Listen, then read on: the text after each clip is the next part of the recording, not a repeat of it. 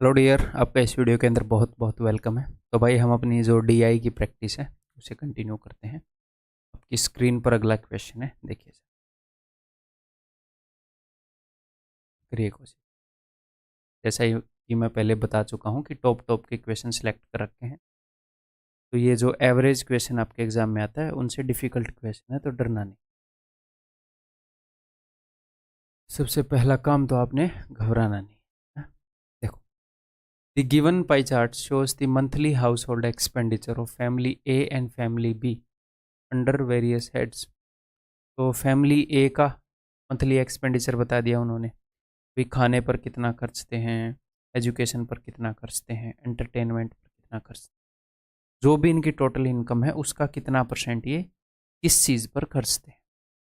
ऐसे ही family B के बारे में बता दिया, जो भी इनकी टोटल इनकम है उसका कितना परसेंट ये खर्चते हैं। ठीक है जी। मंथली एक्सपेंडिचर या फिर ये मान लो जो टोटल इनका खर्चा है उसमें से कितने परसेंट फूड पर है, एक्सपेंडिचर बोला है। Incurred for family A and family B, family A का इतना खर्चा होता है टोटल फैमिली ए का, फैमिली बी का इतना। तो 50,000 का 30% ये खाने पर खर्च, उसका 15% ये एजुकेशन पर खर्च। तुम समझ गए मोटा मोटा क्या है। Okay. If the monthly expenditure of both families are combined together, अगर इनके मंथली एक्सपेंडिचर को कंबाइन कर दें ऑन एंटरटेनमेंट पर, ऐसा कंबाइन कर दें, then the expenditure on entertainment. तो अगर यानी कि दोनों फैमिली मिलकर अपना खर्चा करने लगे, दोनों अपने रुपए मिला दें आपस में और मिलके ही खर्चा करने लगे, एंटरटेनमेंट पर जो खर्चा हो रहा है, entertainment of both families together will be what percent of total monthly expenditure of both family. मैं आपको ये समझा देता हूँ ये कहना क्या चाह रहे हैं। ये कहना चाह रहे हैं कि दोनों फैमिली इन रुपयों को अलग अलग ना करके ऐसे इकट्ठे मिला दें और जितना भी खर्च रहे हैं उतना ही खर्चते रहें, तो मिलाकर जो एंटरटेनमेंट पर खर्चा होगा वो ओवरऑल का कितने परसेंट होगा। जैसे यहाँ पर एंटरटेनमेंट पर खर्चा हो रहा है 50,000 का 10%, यहाँ पर खर्चा हो रहा है 75,000 का 12%। तो टोटल अगर हम मिला दें दोनों की इनकम 1,25,000, उसका कितने परसेंट होएगा एंटरटेनमेंट। एक तो ये तरीका है, 50,000 का 10% निकाल लो 5,000, 75,000 का 12% निकाल लो। ठीक है, तो जो भी वैल्यू आएगी वो कितने परसेंट है इन दोनों का। नंबर वन तरीका, बहुत ही बेसिक तरीका है, बुरा नहीं है, उससे भी हम कर सकते हैं। बट मैं आपको एक और तरीका बताऊंगा। मान लो अगर मैं आपको ये बोलूं कि किसी स्कूल के अंदर 300 बॉयज़ हैं और 200 गर्ल्स हैं और 10% बॉयज़ को स्कॉलरशिप मिल गई और 12% गर्ल्स को स्कॉलरशिप मिल गई, ओवरऑल कितने परसेंट स्टूडेंट्स को स्कॉलरशिप मिल गई ओवरऑल पूरे स्कूल में देखें। तो ये वेटेड एवरेज का क्वेश्चन बन जाता है। तो हमें एग्जैक्ट नंबर की ज़रूरत नहीं होती है, हम वेटेड एवरेज लगा सकते हैं इनके रेशियो पर भी, कि अगर बॉयज़ 3 है तो गर्ल्स 2 हैं, तो 3 × 10, 2 × 12 डिवाइडेड बाई 5, इतने परसेंट स्टूडेंट को स्कॉलरशिप मिल गई, ऐसे हम बोल सकते हैं। तो सेम यहाँ पर है, सेम यहाँ पर है, तो मैं ऐसे ही रहने देता हूँ एज ए हिंट। जो इनकी इनकम है उसका खर्चा, उसका रेशियो है 2:3, 50K एंड 75K। एक जगह 50K का 10% है और 75K का 12% है। तो ओवरऑल अगर मिला दें, ओवरऑल इनकम का कितने परसेंट होएगा ये। तो सिंपली आप ऐसे कर सकते हो वेटेड एवरेज से। और एक और बात, इसका 10% है, इसका 12% है, तो मिनिमम 10% हो सकता है, 10 के बराबर नहीं होएगा, 10 से ज़्यादा ही होएगा और 12 से कम ही होएगा। तो अगर आप ऑप्शंस को देखोगे, एक्चुअल क्वेश्चन है, तो एक ही उत्तर पॉसिबल है, ना ये वाला होगा, ना ये वाला होगा, ना ये वाला। ठीक है, 2 × 10 20 plus 3 × 12 36 divided by 5 that is equal to 56 divided by 5 that is equal to 11/2%। ठीक है, क्लियर है। तो वेटेड एवरेज हमने यूज़ कर लिया। अगर यही क्वेश्चन मैं आपको वेटेड एवरेज के टॉपिक में देता, ये बिना डीआई के करके दे देता, तो शायद आप इजीली कर लेते, बेसिक क्वेश्चन हो जाता। यहाँ पर थोड़ा सा हो सकता है आपको एफर्ट लगाने पड़े जो मैं बोल रहा हूँ उसे समझने में। ठीक, आगे बढ़ता हूँ। नेक्स्ट,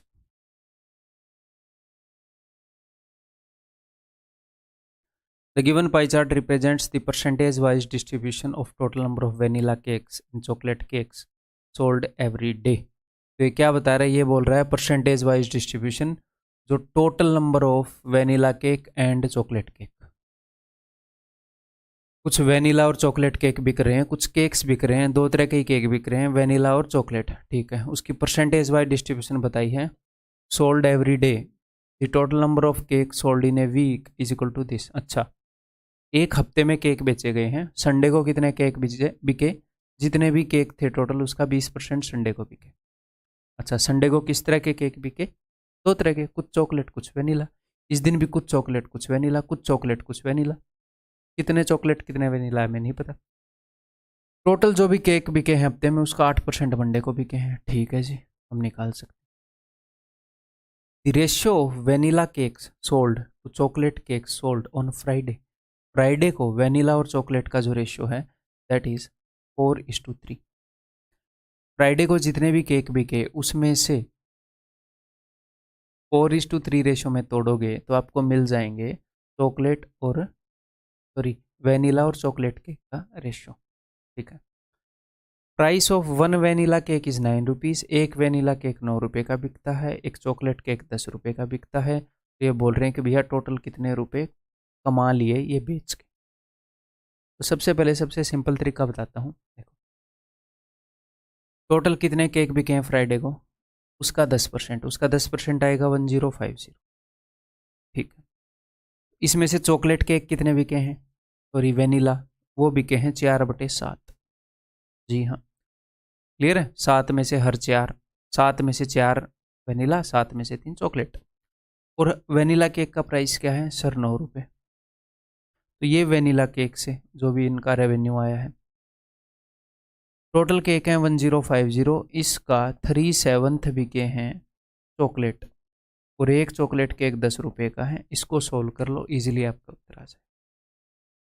यहाँ से अगर आप कुछ कॉमन लेना चाहो, आपको दिख रहा होगा कि ऊपर से 1050 कॉमन ले लूँ, नीचे से 7 कॉमन ले लूँ, इधर बच जाएगा 9 चौके 36, और इधर बच जाएगा 30, 36 और 30 66, and that's it.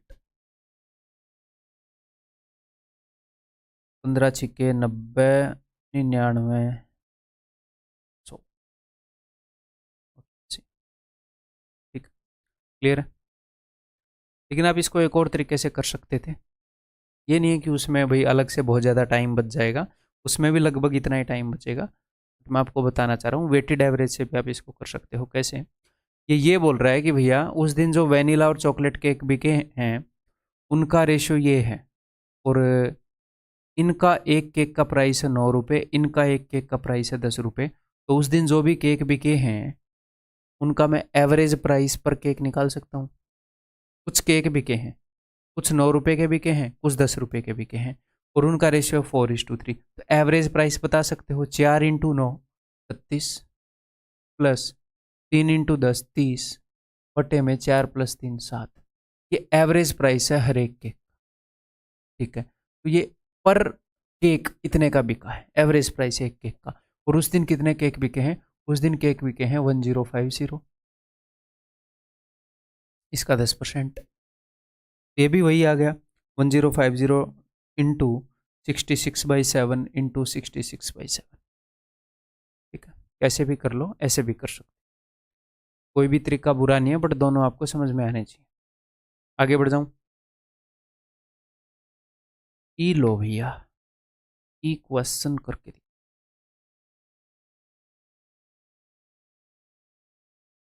The given pie charts show the number of startups in various industries since 2010. Okay. And the number of successful startups out of those. तो ये है नंबर ऑफ स्टार्टअप्स और ये है सक्सेसफुल स्टार्टअप्स। ओके, तो कुछ startups start हुए हैं, उसमें से कुछ फेल हो गए, कुछ सक्सेसफुल हो गए। तो टोटल नंबर ऑफ स्टार्टअप कितने हैं हमें पता नहीं, लेकिन उसमें से टोटल नंबर भी हमें पता लग ही सकता है। टोटल एग्रीकल्चर में 1150 स्टार्टअप स्टार्ट हुए, एंटरटेनमेंट में 900 स्टार्टअप स्टार्ट हुए हैं। अब ये टोटल सक्सेसफुल स्टार्टअप हैं। यानी कि एंटरटेनमेंट में स्टार्ट इतने हुए थे, सक्सेसफुल इतने हो। ठीक है, परसेंटेज वगैरह कुछ भी नहीं है, तो सिंपल नंबर है, कोई दिक्कत नहीं है। आगे बढ़ते हैं। What should be the increase in number to the nearest integer of successful startups in the industry of health and sports? क्या पूछ रहे हैं?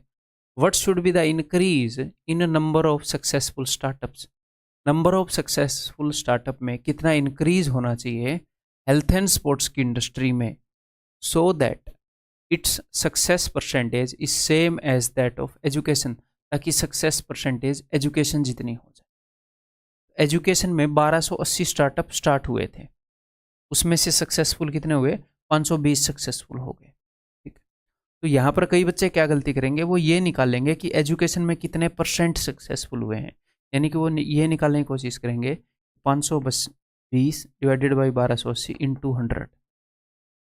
ठीक है, आपको एग्जैक्टली कितने परसेंट सक्सेसफुल हुए हैं ये निकालने की जरूरत नहीं है, सिंपली आप फ्रैक्शन से काम चला सकते हो। इंटू 100 क्यों कर रहे हो? सिंपली आप ये देखो, क्योंकि ज़रूरी नहीं है ना कि परसेंटेज निकले या ना निकले। एजुकेशन में कितने सक्सेसफुल हुए? 520 सक्सेसफुल हुए 1280 में से। मैं इसको सिंप्लीफाई कर रहा हूँ, 4 से ये जाएगा 13 पर, 4 से ये जाएगा, तो 13/32 गुणा स्टार्टअप जो हैं वो सक्सेसफुल हो गए। और इतने ही मैं चाहता हूँ किसके अंदर सक्सेसफुल हो जाएं? हेल्थ एंड स्पोर्ट्स में। तो देखते हैं हेल्थ एंड स्पोर्ट्स में स्टार्ट कितने हुए थे? 1050। तो 1050 का 13/32 गुणा, आपको परसेंटेज निकालने की ज़रूरत नहीं है, परसेंटेज की बजाय फ्रैक्शन से भी कर लो, सेम ही बात है। तो 2 5 10, 2 से जाएगा 16 पर, 5 इंटू 105 ये हो गया 525, 13 5 65, 13 दूनी 26 और 6 32, 13 5 65 और 3 68 और 16। अगर इतने स्टार्टअप, मतलब 13/32 गुणा स्टार्टअप सक्सेसफुल होने चाहिए, तो इसका 13/32 गुणा कितना है वो देख रहे हैं। 16 चौके 64, 4 बच गया, 16 दूनी 32, 10 बच गया, 16 छक्के 96, 426, 9/16। इतने स्टार्टअप सक्सेसफुल होने चाहिए, लेकिन हो कितने रहे हैं? हो रहे हैं सिर्फ 300। सिर्फ 300 स्टार्टअप सक्सेसफुल हो रहे हैं, तो हमें टोटल 126 9/16 इतने स्टार्टअप और सक्सेसफुल होने चाहिए हेल्थ एंड स्पोर्ट्स के। तो इसने बोला है टू द नियरेस्ट इंटीजर, तो 126.5 से बड़ा है, that is equal to option D 127। Are we good? Okay, आगे बढ़ रहा हूँ।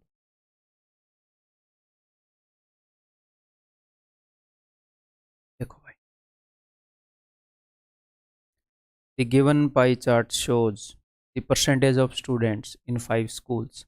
5 स्कूल में बच्चों की परसेंटेज। ठीक है, टोटल जितने ही बच्चे हैं इन 5 स्कूलों में, उसमें से 28% ए में है, 15% बी में है। The table shows the ratio of boys and girls in each school. Table में हमें स्कूल ए में जितने भी स्टूडेंट है उसके 3:4 रेशियो में गर्ल्स इज टू बॉयज़ का ratio. If the total number of girls from all the 5 schools is represented as a pie chart. अगर टोटल नंबर ऑफ गर्ल्स को, सारे स्कूल्स में जितनी भी गर्ल्स हैं वो हम इकट्ठी बुला लें, और जो भी टोटल गर्ल्स हैं उनको एक पाई चार्ट में रिप्रेजेंट करें, सिर्फ गर्ल्स को। स्कूल ए से कितनी है, स्कूल बी से कितनी है, स्कूल सी से कितनी है, देन व्हाट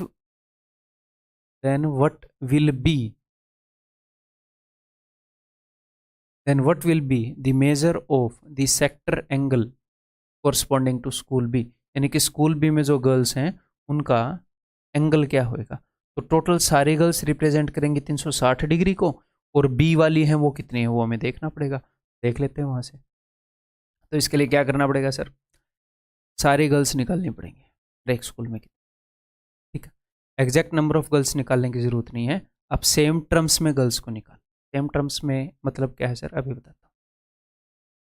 टोटल जितने भी बच्चे हैं इन सारे स्कूलों में, मुझे पता नहीं कितने हैं, उस वैल्यू का 28% जो भी बनता है वो स्कूल ए में है, उस वैल्यू का 15% जो भी बनता है वो स्कूल बी में है। तो ये सेम वैल्यू के परसेंटेज है ना सारे? जी हाँ सर, सेम वैल्यू के परसेंटेज हैं।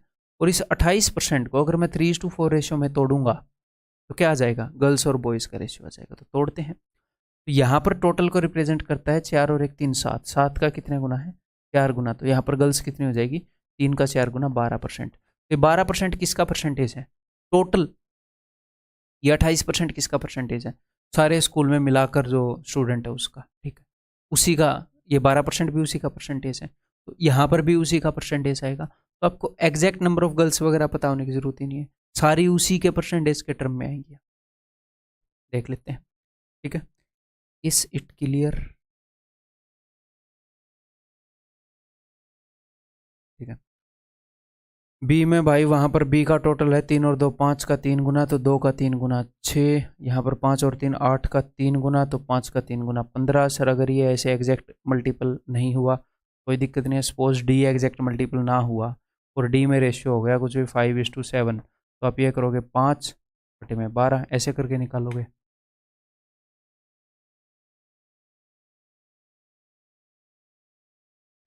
तो डी में 2 और 1 3, 3 का 6 गुना है तो 1 का 6 गुना 6। ई में टोटल है 4 और 1 5 का 3 गुना है तो 4 का 3 गुना 12। और यहाँ पर ये पूछ रहे हैं कि इन टोटल गर्ल्स को अगर मैं रिप्रेजेंट करूँ पाई चार्ट में तो बी वाली कितना एंगल लेगी। तो बी के अंदर 6 गर्ल हैं, टोटल कितनी गर्ल हैं, टोटल अभी जोड़ लेते हैं। तो वही 12 और 6 18 और 15 33 और 6 39 और 10 49 एंड 2 51। तो 51 में से 6 बी में जो गर्ल्स हैं वो इतना फ्रैक्शन है, इतना हिस्सा है, तो टोटल जो 360 डिग्री है उसका इतना हिस्सा घेर लेगी। टोटल 51 डिग्री, 51 जो नंबर है वो रिप्रेजेंट करता है 360 डिग्री को, टोटल एंगल 360 डिग्री है, तो पूरे एंगल के अंदर 51 होएगा। 51 नंबर रिप्रेजेंट करता है 360 डिग्री को, ठीक है। तो एक रिप्रेजेंट करेगा 360/51, 6 रिप्रेजेंट करेगा 6। किसी भी तरीके से सोचो, ठीक है। 3 दूनी 6, 3 से 17, 720/17 इक्वल टू 17 चौके 68, 17 दूनी 34, 42 6/17 डिग्री। तो that will be option A की है, ठीक है जी। क्लियर है, मेरे बताने से पहले सॉल्व कर रहे हो, अगर सॉल्व हो जाता है तो थोड़ी सी तेज स्पीड पर आप देख सकते हो, ठीक है। नेक्स्ट, ये देखता हूँ कर पाओगे कि नहीं, बताओ। The table gives the input but a output ratio of a particular firm over 5 consecutive years. Input बटे आउटपुट की जो भी वैल्यू है ये दे रहा है। इनपुट क्या है आउटपुट क्या है हमें नहीं पता, क्या फ़र्क पड़ता है, ठीक है। इन दोनों चीज़ों का रेशियो दे दिया, okay. If the input in the year 1998 was 1200, 1998 में इनपुट 1200 था, okay, and the total output in the year 1998 and 2000 taken together was इतना, then what was the input of the firm in 2000। तो सबसे पहले तो आप ये समझो, देखो इनपुट और आउटपुट का रेशियो दे दिया उसने, तो 1998 की बात कर लेते हैं। ऊपर इनपुट लिखा है नीचे आउटपुट लिखा है, तो उसने अगर इस 9 की वैल्यू बता दी कि इनपुट की वैल्यू ये थी, if the input in the year 1998 is 1200, कि भैया 9 का कुछ गुणा है 1200 तो 10 का ही उतना गुणा करके आउटपुट मिल जाएगा। ये नहीं बोल रहा है कि क्या होगा, मिल जाएगा कि नहीं, समझ रहे हो, सर मिल जाएगा, ओके।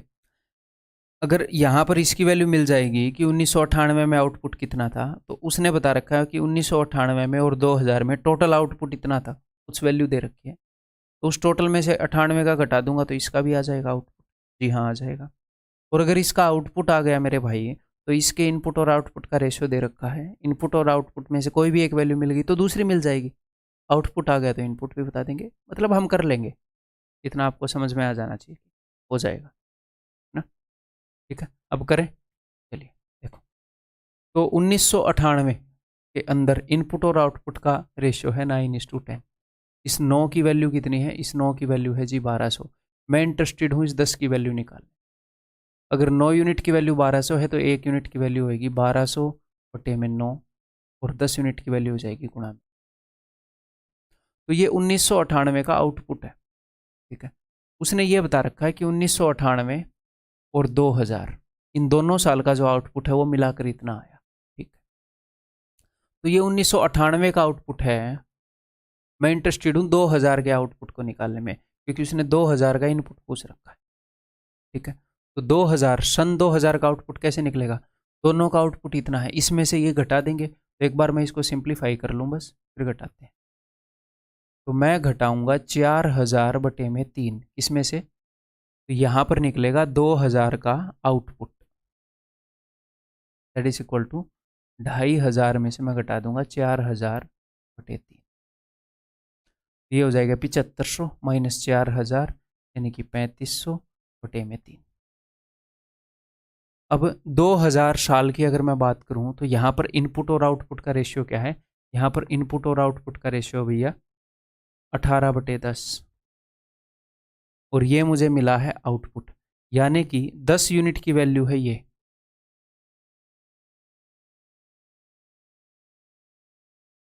आपको एग्जाम में ऐसे बहुत कुछ ऐसे बिल्कुल सजा के करने की ज़रूरत नहीं, इतना तो आपको पता ही होगा, सजाने का नंबर नहीं मिलते। मैं जस्ट आपको एक स्ट्रक्चर में समझा रहा हूँ। 10 यूनिट की वैल्यू ये है, तो 18 यूनिट की वैल्यू क्या होगी? तो 1 यूनिट की वैल्यू हो जाएगी 3500 बटे में 3 डिवाइडेड बाई 10, और 18 यूनिट की वैल्यू हो जाएगी। दैट्स इट, खत्म। धक्कास, 3 छक्के 18, 6 पंजे 30, 6 थी 18 और 3 2100। That is option D. ठीक, क्लियर है? और एक सिंपल सी बात बताऊं, जब मान लो आप पहली बार इस क्वेश्चन को पढ़ेंगे तो एक चीज़ होती है, सोचने में टाइम लगता है, उस टाइम को कंसिडर नहीं किया जाता, स्टूडेंट को ये बताया नहीं जाता। बच्चों को ये लगता है, आप लोगों को ये लगता है कि the table gives the input बटे output ratio of a particular firm. मैं ऐसे पढ़ रहा हूँ, मैं यहाँ क्वेश्चन मार्क तक पहुँचा तो मैं एक बार भी बीच में रुका नहीं और सीधा मैंने क्वेश्चन को करना स्टार्ट कर दिया। तुम एक बात बताओ, मुझे सोचने का समय मिला? नहीं मिला। मैं चुपचाप लगातार पढ़ रहा हूँ और फिर सीधा करना स्टार्ट कर दूँ तो कई क्वेश्चन में ऐसा हो भी जाएगा। क्यों? क्योंकि वो पेट क्वेश्चन है, पहले देखे हुए हैं। एक बंदा इतने किलोमीटर इतनी स्पीड से गया, इतने किलोमीटर इतनी स्पीड से गया, मुझे देखते ही पता लग गया एवरेज स्पीड का है। क्वेश्चन हो सकता है मैं पूरा बस एक बार स्कीम कर लूँ, जस्ट ऊपर ऊपर से नज़र मार लूँ, हाँ समझ जाऊँ और तुरंत करना स्टार्ट कर दूँ। बट कई बार क्वेश्चन ऐसा होएगा कि उसने बताया कि बीच में उसने कुछ बताया, तो हो सकता है मैं उसको सिंक इन करूँ, उसको दिमाग में बैठा हूँ, मैं थोड़ा सोचूँ, हाँ फिर करने के बाद हाँ ये हो जाएगा, 5-10 सेकंड में सोच भी लूँ। तो हर तरह के क्वेश्चन है, अपने ऊपर ये अनरियलिस्टिक बर्डन मत डालना। स्टेटमेंट को पढ़ूँ और बहुत ज़्यादा सोचने में टाइम ना लगाऊँ और सीधा कर दूँ, कहीं में आपको सोचना पड़ेगा।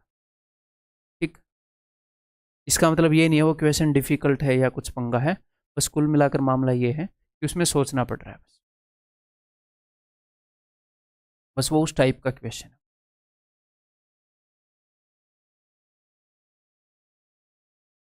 The given bar graph shows the export and import of 5 companies, export and imports in crores of rupees of 5 companies in a particular financial year. ठीक है, एक्सपोर्ट बता रहे हैं यहाँ से, इंपोर्ट बता रहे हैं यहाँ से। इतना गंदा सा ग्राफ जानबूझ के क्यों लिया है? क्योंकि कई बार एग्जाम में भी इतना गंदा सा आ जाता है। ठीक है, तो हर तरह की सिचुएशन जो एग्जाम में होएगी रियलिस्टिक में वही उसी तरीके से आपको चीज़ें सिखाऊंगा। Based on the given information the ratio of exports to import is highest. तो export is to import highest, यानी कि एक्सपोर्ट बटे में इम्पोर्ट, ये चीज़ हमें हाईएस्ट चाहिए। तो देखो, अगर एक्सपोर्ट ज़्यादा हो गया तो वैसे भी चीज़ एक से बड़ी हो जाएगी, एक्सपोर्ट कम हो गया तो एक से कम हो जाएगी। कहीं पर एक्सपोर्ट ज़्यादा है क्या, यानी कि पहले वाला यहाँ पर ज़्यादा है, तो एटलीस्ट कम वालों को हम मौका भी नहीं देंगे। एक्सपोर्ट इंपोर्ट से ज़्यादा दो ही सिनेरियो में है, यहाँ पर है 38/32 और यहाँ पर है 58/52। यहाँ पर कई तरह की फ्रैक्शन आ सकती हैं, लेकिन ये जिस तरह की फ्रैक्शन आ रही है वो टाइप कवर कर लेते हैं।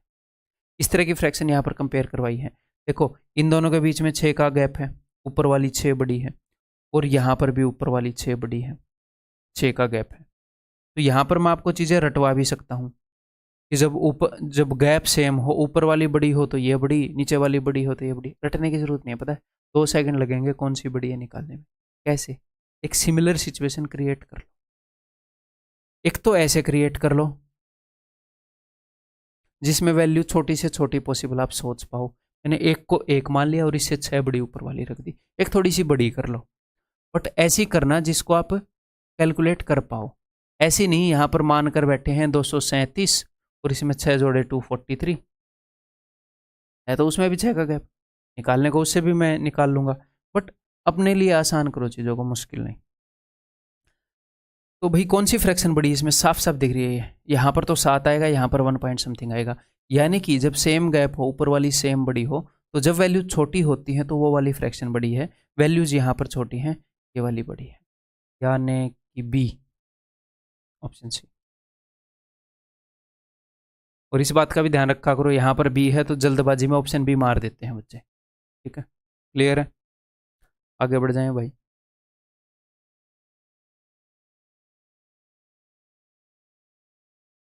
ये देखो,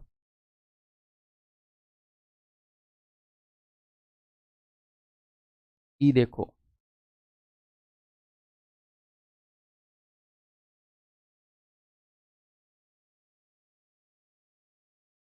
The given table shows the revenue, cost and tax rate of a company for a period of 6 years। जैसे इसी क्वेश्चन को लगा लो तो इसमें क्या है, थोड़ा सा हमें समझना पड़ेगा ये चीज़ें क्या दे रहा है, ये नहीं कि पढ़ते ही सीधे लग जाएंगे। वो समझने में अगर किसी को 5 सेकंड लगते हैं, किसी को 10 सेकंड लगते हैं, किसी को 20 सेकंड लगते हैं, वो अलग बात है, बट एक बार समझना पड़ेगा। The given table shows the revenue, the cost and tax rate for a period of 6 years. तो मैं आपको समझाता हूँ कि मामला क्या है, डाटा क्या given. The revenue and cost are given in rupees lakhs. तो ये मान लो 2015 के लिए मैं समझा देता हूँ आपको, है क्या डिटेल में समझा देता हूँ होता क्या है। मान लो किसी कंपनी ने, लाख में है, मान लो किसी कंपनी ने 62 लाख रुपए का रेवेन्यू जनरेट किया। इसका मतलब क्या है कि टोटल जो उसके बैंक के अंदर रुपए आए वो 62 लाख के हैं। उसने 62 लाख की चीज़ें बेच दी, ठीक है, लेकिन उस कंपनी का 30 लाख खर्चा हो गया। उसने एम्प्लॉयज़ को सैलरी दी होगी, जो चीज़ वो सेल कर रही है उसका कुछ खर्चा आया होगा, वो चीज़ बनाई होगी, मान लो कच्चे ही बेच रही है, कच्चे बनाने में कपड़ा खरीद के लाए होंगे, हैं, तो 62 लाख रुपए उसने वो चीज़ बेच के कमा लिए और 30 लाख रुपए उसका खर्चा लगा, तो उसका प्रॉफिट क्या हो गया, उसका प्रॉफिट हो गया 62 minus 30 that is equal to 32 lakh, ठीक है। अब ये 32 लाख उसकी कमाई होगी, एक हिसाब से प्रॉफिट हो गया। अब गवर्नमेंट बोलेगी कि इस देश में बिजनेस किया है तो कुछ तो टैक्स हम लेंगे, गवर्नमेंट टैक्स चार्ज करती है। तो मान लो जो भी प्रॉफिट है उसका टैक्स रेट है यहाँ पर 15%, तो इसका जो भी 15% है वो गवर्नमेंट को चला जाएगा। इसको हम बोलते हैं कि भैया टैक्स कितना दिया, और इसका जो जो भी 85% है उसको हम बोलेंगे प्रॉफिट आफ्टर टैक्स। अगर आप शार्क टैंक वगैरह ये देखते हैं ऐसे शो, तो वो बोलते हैं पैट कितना है इस साल, प्रॉफिट आफ्टर टैक्स पूछते, ठीक है। यानी कि 32 लाख का 85% जो भी बचेगा, या फिर ऐसे बोल दो 32 लाख में से 15% काटने पर जो भी बचेगा वो इनका प्रॉफिट आफ्टर टैक्स है। टैक्स देने के बाद इतने रुपए अब ये इनके हैं, ये खुद भरते हैं कहीं पर यूज़, गवर्नमेंट को उसका हिस्सा दे दिया, गवर्नमेंट को हफ्ता दे दिया है, ठीक है, समझ में आ गई। अब यही चीज़ इसने यहाँ पर ऊपर बता रखी है, देखो कि जो प्रॉफिट है that is revenue minus cost, revenue में से जो भी कॉस्ट लगी है वो घटाएंगे तो प्रॉफिट आएगा। अगर कल को वो ये इन्फॉर्मेशन ना भी दे, थोड़ी सी गायब भी कर दे, तो भी आपको ये पता होना चाहिए, बिल्कुल सा है। वैसे वो देगा ही देगा, डरना नहीं आपको। प्रॉफिट आफ्टर टैक्स क्या होएगा कि जो भी प्रॉफिट बना है उसमें से उस साल का उतने % का टैक्स घटा दो, प्रॉफिट आफ्टर टैक्स है। और टैक्स कितना होगा किसी भी साल का, टैक्स होएगा टैक्स रेट जो भी है 10% 15%, उस प्रॉफिट का उतने % निकाल। क्लियर है भाई, बात समझ गए। अब क्वेश्चन क्या बोल रहे हैं वो देख लें, पूछ क्या रहे हैं वो देख लें। चलिए, find the total sum of profit after tax for 2015 to 2020। ये बोल रहे हैं total sum profit after tax का, तो प्रॉफिट आफ्टर टैक्स निकलेगा कैसे, 62 में से मैं 30 घटाऊंगा तो आ जाएगा 32, और इस 32 में से इसका 15% घटाऊंगा, या तो इसमें से इसका 15% घटा दो, या फिर डायरेक्टली इसका 85% निकाल लो, जो भी आपको निकालना है ईजी लगे। मेरे को इसका 15% निकालना ईजी लग रहा है, 85% 17/20 करूँगा, कैलकुलेटिव हो जाएगा। हाँ, 15% निकाल कर घटाना पड़ेगा, एक और स्टेप बढ़ जाएगा, बट कोई नहीं वो कर लेंगे। तो अब हम जल्दी से क्या करते हैं देखो, और ये सभी कंपनीज के लिए करना है टोटल 2000, सभी कंपनीज के लिए नहीं, सभी सालों के लिए 2015 से 2020। तो चलो करते हैं, कोई दिक्कत नहीं है, यानी कि थोड़ा सा टाइम लेगा इक्वेशन, कोई दिक्कत नहीं है। इनका फ़र्क है जी 40, इनका फ़र्क है मेरे भाई 14 में से 8 गए 6, 7 में से 3 गए 4, इनका फ़र्क है 46, इनका फ़र्क है 45, इनका फ़र्क है 45। एक तो मैं इसका सम कर लूँ टोटल कितना आएगा, ठीक है। तो 1 2 3 4 5 6, मैंने मान लिया कि ये सारे 4 हैं, सिर्फ एक को छोड़कर 4 है, मैंने सारे 4 मान लिए। 6 है ना, तो 6 छक्के 24, लेकिन एक तो 3 था तो 23, 230, 230 दिमाग में रखो। 10 और 12 22 और 2 24, 230 और 24 254, तो 254 तो टोटल प्रॉफिट बना है। इसमें से मैं इनका टैक्स घटा दूंगा। टैक्स कितना बना अभी देख ले। इसका अब दो का 15% निकालना है, इसका और इसका, क्यों ना इसको इकट्ठा ही निकाल लें। इन दोनों का 15% निकालना है, तो ये कितना हो जाएगा, ये हो जाएगा 78। तो 78 का 15%, इसका 10% हो जाएगा जी 7.8, और 5% हो जाएगा 2 3 6, 10% का आधा, ध्वनि में 18, तो 9 और 8 17, 11.7। मैं यहाँ पर लिख रहा हूँ, सारे को जोड़ूंगा। इसका 10% निकालना है, यानी कि 4 निकला पड़ा है, और इसका 20% निकालना है, तो 10% होगा 4.6, 4.6 का डबल 9.2, जोड़ लेते हैं 9.2। ओके, इस 45 का 25% निकालना है, इस 45 का 25% निकालना है, तो 45 का 25% प्लस 45 का 25%, यानी कि 45 का 50%, तो 45 का 50% कितना हो जाएगा 22.5, इन दोनों का, ठीक है। ये भी हमने जोड़ दिया 22.5, और इसका 4 छोड़ दिया था मैंने, एक का है ना, 40 का 10%, 4 सब ले तो लिए है ना मैंने, ये दोनों ले लिया, ये ले लिया, ये ले लिया, सब ले लिया। तो 5 और 2 7 और 7 14, एक बच गया। 9 और 1 10 और 2 12 और 4 16 और 1 17, एक बच गया, तो 47.4, तो ये घटाना है उसमें।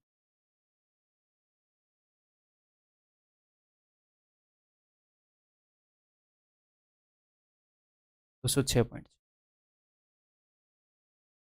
ठीक, क्लियर है, ठीक है भाई, आगे बढ़ जाऊं।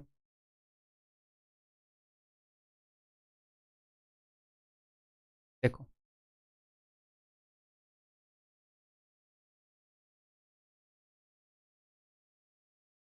the following bar chart shows the number of students enrolled in two summer camps A and B from 2014 to 2019। Data को समझते हैं पहले कि दो समर कैंप है, समर कैंप ए, समर कैंप बी। तो 2014 से 19 तक कितने बच्चे एनरोल हुए, समर कैंप ए में इतने, इस साल में दोनों में इतने इतने बच्चे हुए, इस साल में दोनों में इतने इतने बच्चे, ठीक है। कौन से कैंप में कितने बच्चे एनरोल हुए अलग अलग साल में, ये बता रखा, समझ गए हम data. For the years 2014 to 2019, what is the ratio of total number of students enrolled for summer camp A to that of summer camp B? जो समर कैंप ए में एनरोल हुए और समर कैंप बी में enrol हुए, उनके total students का क्या ratio.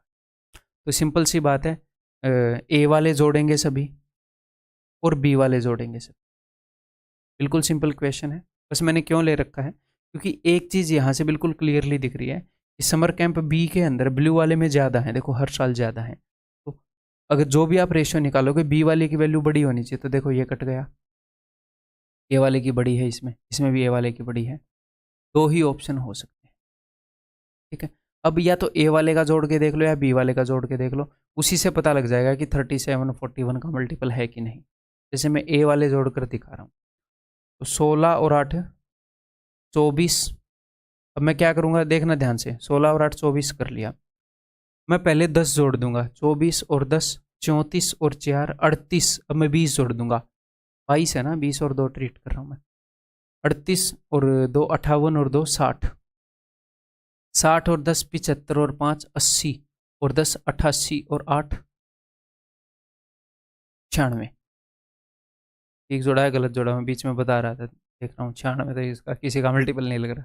देखते हैं, 16 और 8 24 और 10 34 और 4 38 और 20 58 और 2 60 75 75 85 और 8 93, तो 930 बटे में बी वाले का आएगा। अब आप देखो, ये सीधा सीधा अगर आप 3 से काटोगे तो 31 पे जा रहा है, 37 यहाँ पर आ ही नहीं सकता, तो this is not possible, only this is. आप ऐसे कर सकते हो, अदरवाइज जोड़ के तो आप कर ही लोगे, सिर्फ ये दिखाने के लिए। अगर आपको एग्जाम में ये स्ट्राइक ना भी हो तो कोई दिक्कत नहीं है, कोई गुनाह नहीं है, जोड़ के कर लोगे कोई दिक्कत नहीं, बट ऐसे ही सीखेंगे। नेक्स्ट,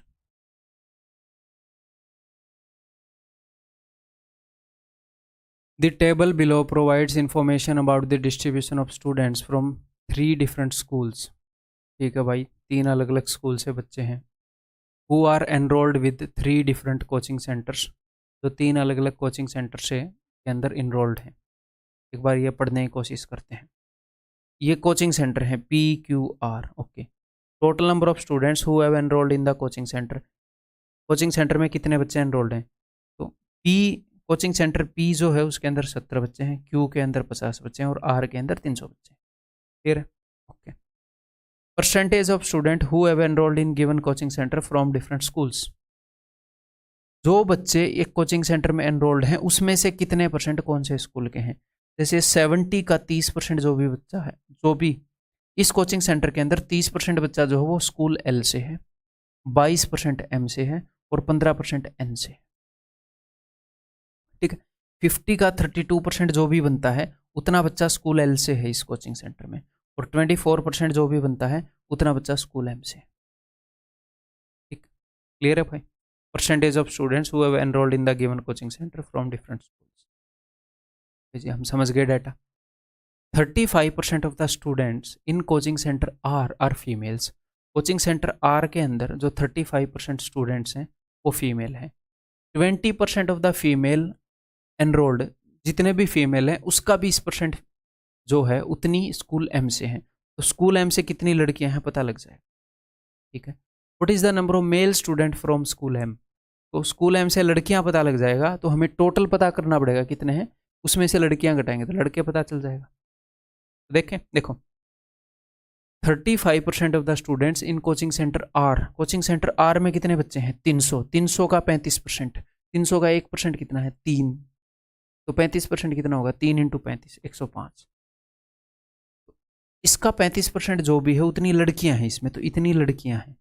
अब जितनी भी लड़कियां हैं उसका अगर आप 1/5 करोगे यानी कि उसका 20% करोगे, तो ये कौन से हैं स्कूल M से हैं, तो स्कूल M से 21 लड़कियां हैं। कितनी लड़कियां हैं 21, इस R के अंदर स्कूल M से 21। ये बोल रहा है स्कूल M से लड़के कितने हैं, यह देखते हैं, ये गर्ल्स हैं। R के अंदर 300 बच्चे हैं, इन 300 बच्चों का कितने परसेंट है स्कूल M से 34%, 300 का 34% जो भी बनता है वो स्कूल M से है। तो या तो आप 300 का 34% कर लो या 34 का 300% कर लो, एक ही बात है। उसका 300% करना इजी है, 300% यानी कि 3 गुना, उसका 3 गुना, 3 चौके 12, 3 3 और 1 10, तो ये टोटल स्टूडेंट्स हैं। इसका 34% जो बनता है स्कूल M से जो स्टूडेंट है, तो बॉयज़ आ जाएंगे, 2 में से 1 गया 1, 10 में से 2 गए 8, तो ये हो जाएंगे boys 81 boys. Is it clear? आगे बढ़ जाऊं मैं, ये लो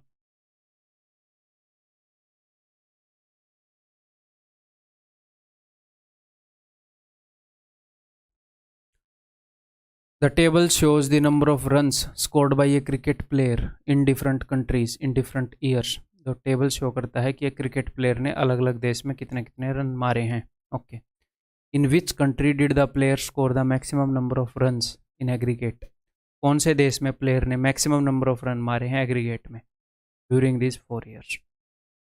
जैसे कंट्री ए में टोटल ये रन मारे, कंट्री बी में टोटल ये रन मारे, कंट्री सी में टोटल ये रन मारे।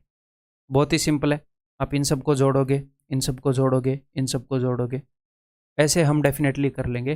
लेकिन आप ये देखो कि कोई ऐसा मतलब ऐसे हो सकता है डाटा में, ऐसी तो कोई कमज़ोरी नहीं है कि बिना देखे ही बिना कैलकुलेट के ही उत्तर आ जाए।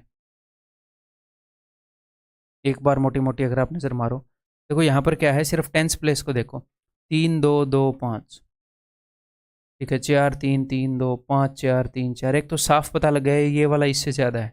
यहाँ पर 3 2 2, यहाँ पर देखो 5, फिर 4 4 3, 2 का तो नाम ही नहीं है, और यहाँ पर देखो 6 5 5 3, यहाँ पर मिनिमम 3 है और बाकी 6 5 5, किसी के अंदर 6 नहीं है, किसी के अंदर 2 5 नहीं है, किसी के अंदर भी 2 5 नहीं। तो सीधा दिख रहा है कि कंट्री डी के अंदर उसने बहुत ज़्यादा रन मार दिया। ठीक, क्लियर। तो कभी कभी ऐसे क्वेश्चन दिखेंगे जहां पर आपको रियली दिख जाएगा बिना कैलकुलेट के साफ, क्या आप श्योर हैं कि कंट्री डी में ज़्यादा रन मारे हैं बिना कैलकुलेट के? डेफिनेटली श्योर हैं। एक बार फिर से देखो भाई, 6 किसी में भी नहीं है और 2 5 है और मिनिमम उसमें 3 है। तो मान लो इसमें भी मिनिमम 3 है, फिर भी 4 4 5। ठीक है, तो हम बिना कैलकुलेट किए भी हम 100% श्योर हैं। तो कई बार ऐसा डाटा होता है, तो अगर हम उसका वो फ़ायदा उठा पाए तो बढ़िया, बट हर एक बार ऐसा नहीं होता। तो ये नहीं सोचना कि हम ऐसे ही कर लेंगे हर एक क्वेश्चन को। मैं डाटा ही ऐसा नहीं दूंगा तो कैसे कर लोगे? इन द गिवन, अच्छा, the given table show the consumption of grains by A village per day over a given set of years. यानी कि क्या दिखा रहे हैं कि 1998 से लेकर 2000 तक रोजाना इस गांव में कितना राइस कंज्यूम हुआ, कितना वीट कंज्यूम हुआ, कितनी मेज, कितनी बार्ले, पर डे कंजप्शन दिखा दी। इसमें किलो में दिखा दी, किलो में, कि इस पीरियड के दौरान रोज 181 किलो राइस बना है इस गाँव, इस पीरियड के दौरान इतना, अलग अलग टाइम में कितना पर डे कंजप्शन है वो दिखा दिया। ओके जी। For which set of years over a given set of years, तो कुछ सेट ऑफ ईयर्स दे रखा है, इस सेट ऑफ ईयर्स में ये कंजप्शन है, इस सेट ऑफ ईयर्स में ये कंजप्शन है, इस सेट ऑफ ईयर्स में ये कंजप्शन है। एक एक साल नहीं दे रखा, सेट ऑफ ईयर्स दे रखा है। तो बोल रहा है for which set of years, कौन से सेट ऑफ ईयर्स के लिए इनमें से is the combined consumption per day. तो कंबाइंड यानी कि ये इन सब की मिला के सारे कंबाइंड कंजप्शन, एक्चुअल में ये होना चाहिए था combined consumption of all grains. तो फिर ये थोड़ी सी और बेटर सेंस बनाता है, लेकिन एक्चुअल एग्जाम में ऐसा क्वेश्चन आया था तो ऐसा ही मान लेते हैं। है क्या रहा है वो मैंने बता दिया। Combined consumption of all grains per day is equal to that of other set of years. तो किस सेट ऑफ ईयर्स की कंजप्शन दूसरे सेट ऑफ ईयर्स की कंबाइंड कंजप्शन के बराबर है? ऑप्शन के थ्रू जाए या क्या करें? इसकी इसके बराबर है या इसकी इसके बराबर है? एक काम करो, सारों के ही निकाल लो, जोड़ दें फिर। तो मैं आपको एक जोड़ने की कला बताता हूँ। देखो, जब भी आप इसको जोड़ते हो 18 और 5, ये टेंस प्लेस पे हैं, 18 और 5 23, दिमाग में 23 को फिगर किया करो। 23 और 3 की पिक्चर बनाओ अपने दिमाग में, 23 और 3 26, जल्दी स्ट्राइक होंगे। अगर मैं आपको बोलूँ 23 और 3, अगर मैं आपको बोलूं और मैं आपको दिखाऊं, दो सिनेरियो हैं। एक में मैंने बोला 23 और 3 का सम बताओ जल्दी से, इजी है, फिर भी उतना जल्दी नहीं बता पाओगे जितना जल्दी आप देख कर बता पाओगे। 23 और 26, एक तो मैं आपको बोलूं, दूसरा मैं स्क्रीन बदलूं ऐसे, उसके ऊपर 23 और 3 लिखा है, आप देखते ही बता दोगे 26। 28 और 5 लिखा हुआ दिखेगा तो 33, सीधा आप बताओगे। तो मन में विजुलाइज करना है। मैं फास्ट कब कर पाता हूँ? जब मैं विजुलाइज करता हूँ, जब मैं नहीं करता तो नहीं करता। तो मेरे साथ हो सकता है आप ना चल पाओ कैलकुलेशन में, क्यों ना चल पाओ? क्योंकि मैं अपने मन में विजुलाइज कर रहा हूँ, उस वक्त पता नहीं आप कर रहे हो कि नहीं। अपनी पेस पर कर लेना। 18 और 5 23 और 3 26 और 2 28, 280। 6 और 5 11 और 1 12, 280 और 12 को मैं दिमाग में इमेजिन कर रहा हूँ 292। इस सेट ऑफ ईयर के लिए ये कंजप्शन है। यहाँ के लिए 16 और 4 20 और 3 23 और 1 24, 240 240। 7 और 4 11 और 9 20 और 7 27, 240 और 27 267। 16 और 3 19 और 4 23 और 2 25, 250, 250 हो गए हैं। जब भी ऐसे 250 करते हो साइड में लिख लिया करो। मैं जब एक्चुअल में एग्जाम दूंगा तो मैं ऐसे लिखूंगा 250, भूल गए तो फिर दोबारा करना पड़ेगा। 9 और 8 17 और 9 26 और 5 31, ऐसे लिखूंगा 281, फिर ऐसे लिखूंगा। 15 और 4 19 और 5 24 और 2 26, 260 ऐसे लिखूंगा साइड में। 5 और 2 7 ऐसे लिखूंगा, 267। ये देखो इन दोनों का बराबर है, अगले का निकालने की जरूरत ही नहीं है। तो 2003 और 5 का और 2013 और 15 का, ये रहा ऑप्शन। इन दो सेट ऑफ ईयर्स का सेम है, अगले का निकालने की जरूरत नहीं है। ठीक है भाई। सर अगर एक और का ऐसा निकला दूसरे के बराबर हो गया तो ऐसे तो फिर क्वेश्चन गलत हो जाएगा। हाँ, तो इट इज़ एनफ यहाँ तक सॉल्व करना। नेक्स्ट, ये लास्ट क्वेश्चन है इस वीडियो का, करो। और इस टाइप को मैं पहले कवर करवा चुका हूँ, पहले प्रैक्टिस करवा चुका हूँ, तो पहले ही बता चुका हूँ, तो एक बार रिवाइज करवा दूँ बस कि उसने बोला है 10 से कम कितने बच्चे हैं और लेस देन 20 कितने बच्चे हैं। तो जो 20 से कम बच्चे हैं, 20 से कम जिन बच्चों के मार्क्स हैं, 20 से कम वाले आप मार्क्स, 20 मार्क्स से कम वाले अगर आप काउंट करोगे तो 10 से कम वाले भी तो काउंट हो गए। किसी बच्चे के 3 मार्क्स हैं तो वो 10 से कम में भी आता है और वो 20 से भी कम में आता है।